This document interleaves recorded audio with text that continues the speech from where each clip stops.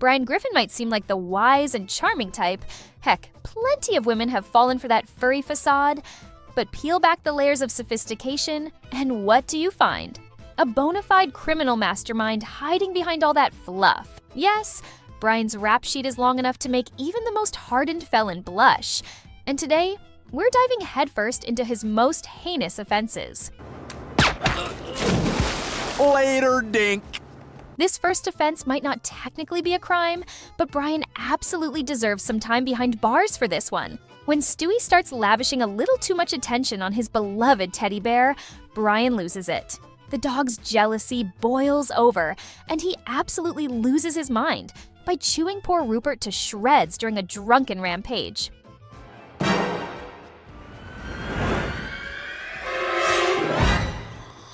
No! Rupert! Rupert! To make things worse, Brian later confesses that he did it on purpose, because obviously, the only way to handle your insecurities is by destroying the one thing your friend loves most. You know what? It wasn't an accident. I knew he wasn't a chew toy. I was sick of you talking to him all the time. I was sick of you complaining to him about me when I'm right there in the room. And I was sick of always playing second fiddle to that bear. He's not even real. In a rare moment of redemption, Brian does help Stewie say goodbye to Rupert with a heartfelt send-off, and even replaces him with a new bear. But let's be honest, that's the bare minimum, pun intended, after literally murdering his best friend's stuffed soulmate. If this went to trial, I'm sure Brian would try to argue that it wasn't technically a crime because it was just a toy. But we all know the emotional damage he inflicted was enough to land him in bad friend jail for at least 1 year behind bars on charges of damaging someone's private property. Brian's reputation as a playboy is well known, but there was that one time his antics almost got him killed by a Navy SEAL. Brian hooks up with a woman named Tori, thinking he's struck gold, but Tori is married to a Navy SEAL. Instead of backing off, Brian pretends to be their new family dog so he can continue the affair. Yeah, I rescued him from the pound. Roar, roar, roar, roar. Well, hey there, buddy.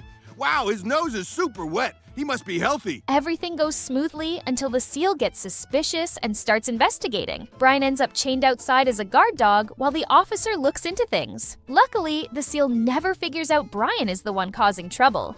Just when it seems like Brian is done for, Stewie steps in to help him out. He's lost his mind. That's why I'm gonna go stay with my mother in Baltimore and work at her wife's bar. Wait, what? Tori, come back! Damn it! Wow, shocker. Your gross hookup from the car wash ended poorly? Stewie, thank God! How'd you find me? Brian escapes a court date this time, but let's be honest. If the Navy SEAL ever finds out what really went down, Brian's looking at more than a slap on the wrist. Jail would probably seem like a vacation compared to what that guy would do. Run, Brian, run! Brian's interest in women has always been questionable, but this time he veered dangerously close to crossing a line. It all starts when Brian becomes fixated on Meg's friend Patty after catching a glimpse of her changing. What follows is an uncomfortable string of attempts to win her over, complete with shameless flirting and even managing to score a date. You're going on a date with Patty? I told you to back off. And since when do you wear high tops? What, my kicks? It's nothing. I just use these for Instagram. Of course, it's not hard to guess Brian's intentions, and let's just say they aren't exactly wholesome. Thankfully, Meg steps in before things can go any further, leaving Brian stranded under the night sky. Bummer. He's never gonna get to hit that. I know. That's exactly what I wished for. Well, I actually wished for it 30,000 years ago. If the law caught wind of this, Brian would be looking at a year behind bars and a hefty fine for his behavior. And honestly, that feels like a pretty fair punishment for stepping into such murky territory. This next crime takes things to a whole new level of messed up. Stewie, in his usual eccentric way, decides to solidify his bond with Brian by performing a blood ritual. Brian, for reasons we'll never understand, agrees. But when Stewie wakes up the next morning with a mysterious rash on his mouth, the bond is the least of his worries. Ah! You son of a bitch! You gave me herpes! Brian denies any wrongdoing, but Stewie isn't buying it. He finds the telltale rash hidden under Brian's fur and exposes him for the selfish act. Thanks to Brian, little herpes-ridden Stewie loses all his preschool friends and even has to show up at a wedding with the humiliating mark of shame. You know, I've always been against destination weddings, but it's nice to finally see Denver. Later, Chris reveals that he too has fallen victim to herpes, and it was none other than Brian the dog Griffin who gave it to him. Yeah, well, I just wanted to let you know you're not alone. Oh, yeah? How so? Good Lord, you've got herpes too? This house is like backstage at a Whitesnake concert. Not only that, but I also got it from Brian. We're blood brothers too. The fact remains, Brian knowingly put Stewie at risk. If this ever reached a courtroom, Brian could be looking at 1 to 5 years in prison for criminal transmission of an STD, along with a hefty fine. This next crime once again puts Stewie in the spotlight, and it's all thanks to Brian's negligence. When Brian discovers that Stewie is stuck in a shabby, unsafe daycare, he initially plans to confront the negligent teacher and set things right. But all of that righteous anger flies out the window the moment he sees how attractive she is. From then on, Brian couldn't care less about Stewie's well-being and spends the rest of the episode trying to charm his way into the teacher's good graces. I thought you said you were going to talk to her. I did, and she's doing her best, you know? She's got a lot on her plate. She's got school, she's got work. This is her work. Oh, hi, Brian. I thought you had a busy day at your legal practice. Oh. The neglect reaches its peak when Stewie ends up with a dislocated shoulder, courtesy of the same teacher. Instead of stepping in to help or report her, Brian actively stops Stewie from speaking out, all so he can keep pursuing his selfish agenda. You are not going anywhere. I finally have a date with Miss Emily tomorrow, and I'm not going to let you or anybody else get in my way until I have seen every inch of her naked. Do you even hear yourself? And what am I supposed to do about my arm? I'll just pop it back in. It's only after Brian discovers the teacher already has a boyfriend that he finally calls the police, proving he only takes the moral high ground when there's nothing left for him to gain.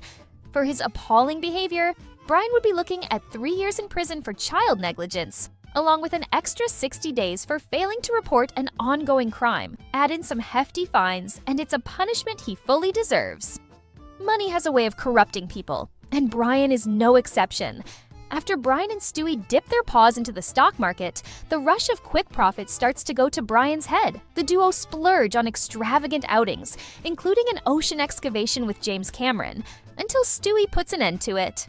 But the real trouble begins when Brian introduces Stewie to a shady new investment involving protein shakes. The shakes are made from dogs. Yuck! Something's going on here. I'm taking a look.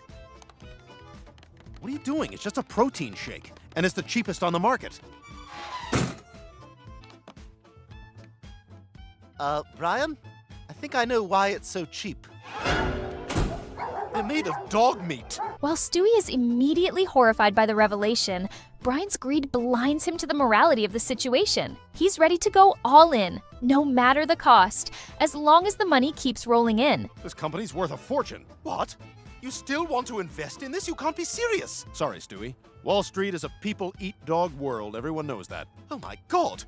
Brian, you've turned into a monster! Hey, that's offensive to the monster community. Yeah, some of us are nice. It's only after Brian finds himself caged like one of the animals he's profiting from that he finally has a change of heart. Thanks to Stewie's intervention, Brian is freed, but not before learning his lesson the hard way. For his willingness to profit from animal cruelty, Brian could face up to 5 years in prison under the Animal Cruelty Act, plus an additional 3 months for failing to report the crime. And honestly, given the gravity of the offense, it's a fate he wouldn't be able to buy his way out of.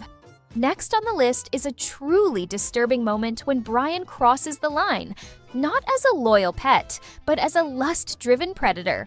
After winning an essay contest, Brian is invited to a luxury hotel to claim his prize and decides to bring Peter and Lois along. What starts as a pleasant getaway takes a dark turn when Brian notices tension in Peter and Lois's relationship.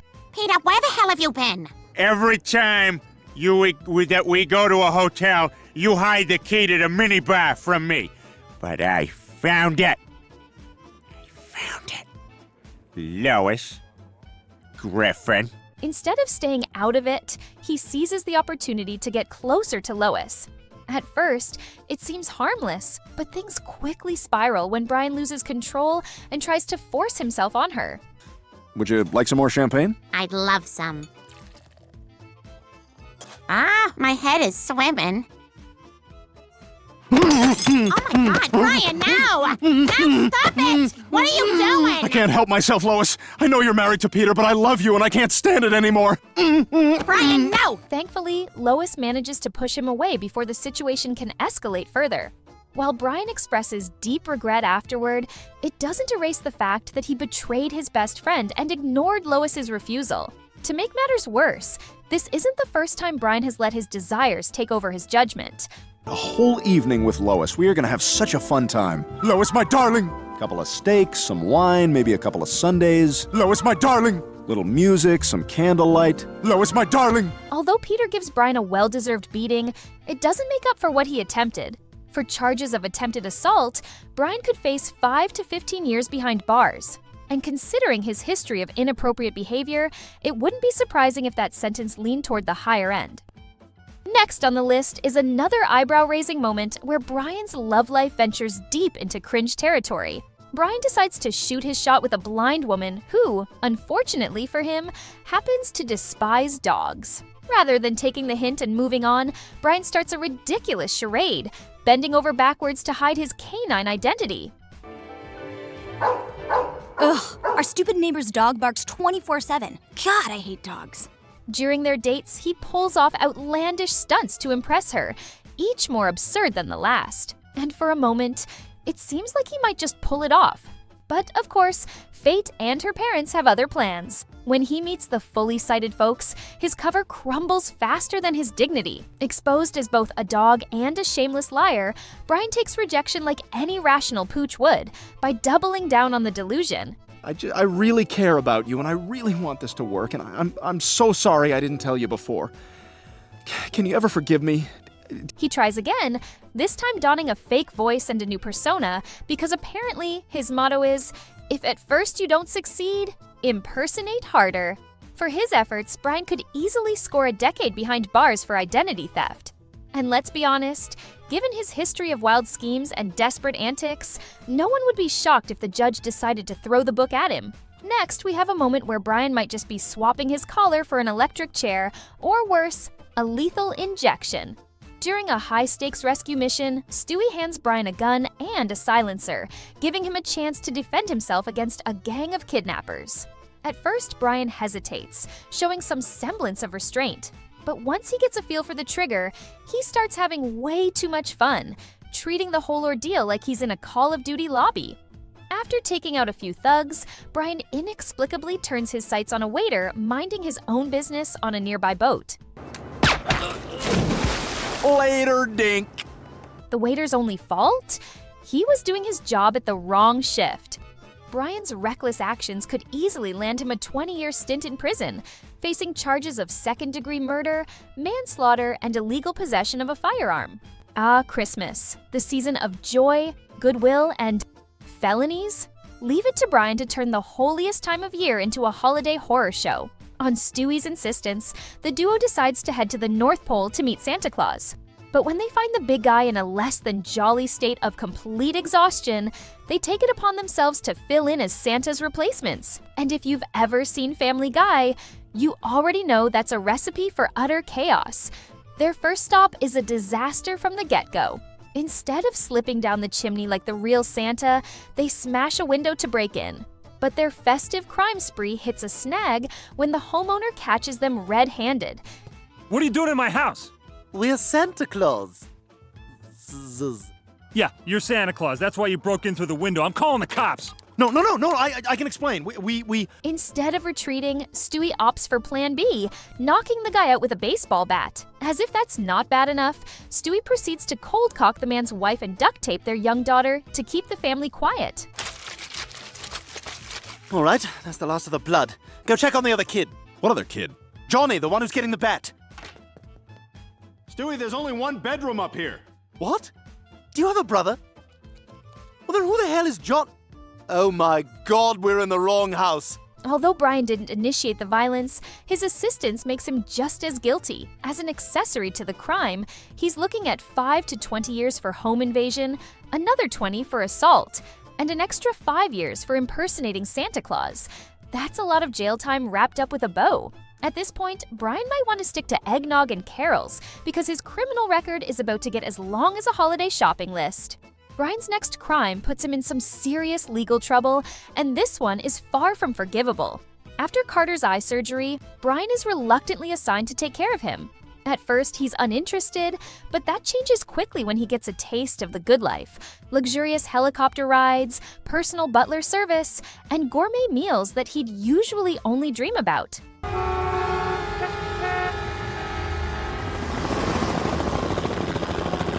Wow, so you could just bypass all that gridlock? Having a helicopter's amazing. And that's not all. I also use it to throw boxes of frogs down on that church. They go bananas. Boy, I could really get used to this rich guy stuff. But all good things come to an end. When Carter's follow-up appointment reveals his eyes are fully healed, he boots Brian out of his lavish lifestyle without so much as a thank you. Hey, buddy, looking good. So, what are we drinking? Or better yet, why aren't we drinking? Get the hell out of here! I told you I'm done with you. And besides, I'm off to the spa down at the club. Unable to let go of his temporary VIP treatment, Brian convinces Stewie to help him sabotage Carter's recovery. They hatch a plan to blind Carter again so Brian can swoop in and play the hero a second time. Okay, I get it. No, you wouldn't want to help me. What was I thinking? He's your grandfather, even though he did say that thing about you.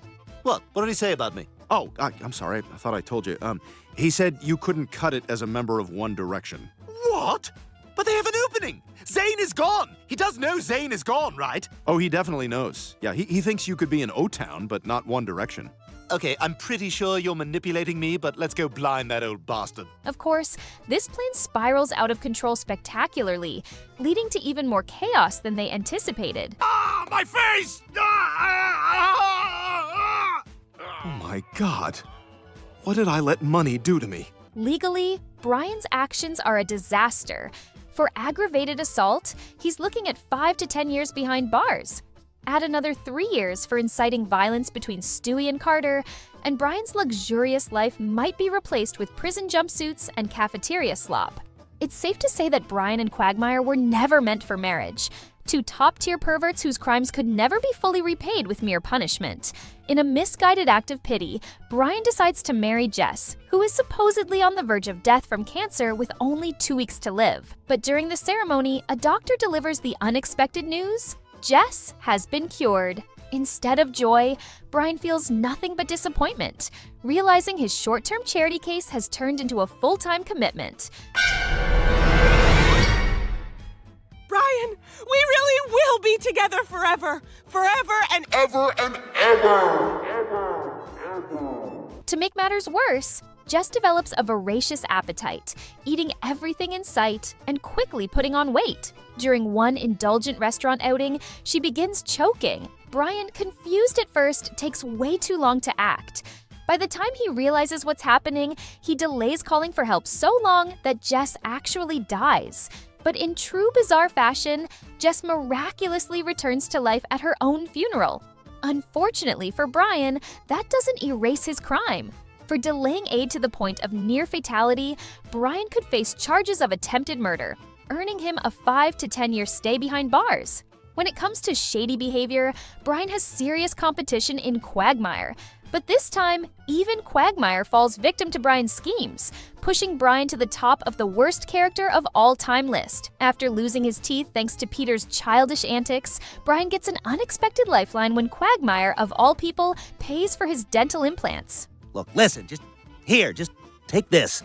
What is this? That's my dentist. He'll bill me. I've got an account. You got an account with a dentist? He sells me nitrous at wholesale. I bang his wife. Armed with a dazzling new smile, Brian lands a cushy job as a real estate agent and decides to thank Quagmire by tricking him into buying horrible, rundown property, then avoiding him so that he can't get out of his contract. What the hell? This is a dump! Well, maybe it's still got a nice ocean view. The harbor is poisoned. Damn it, Brian screwed me! That's why I've never made any major investments with my dog. Brian's betrayal here isn't just morally bankrupt, it's also a serious crime.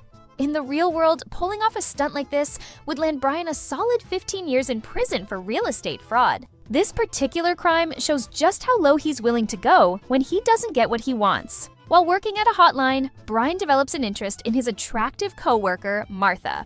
After she rejects his initial advances, he resorts to Facebook stalking her to dig up more information. But instead of just snooping, a photo inspires him to engage in, let's say, inappropriate activities. Right there at work.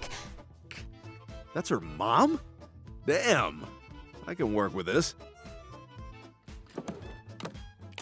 Unfortunately for Brian, Martha walks in and catches him in the act. Rather than face the consequences, Brian takes the despicable route of framing her for drug use to save his own skin. In a twist of irony, just as Martha inexplicably decides to give him another chance, she's arrested. Legally, his actions are a disaster. He could face 5 years in prison for invasion of privacy and another 15 years for framing someone in a fake drug case. All things considered, this dangerous dog has racked up a prison sentence exceeding 150 years. And that's before adding in the death sentences for some of his more horrific crimes. If you want to see just how deep the rest of the Family Guy characters are in legal trouble, make sure to subscribe for more jail time breakdowns. Until next time, stay out of trouble. Unlike Brian. Peace out.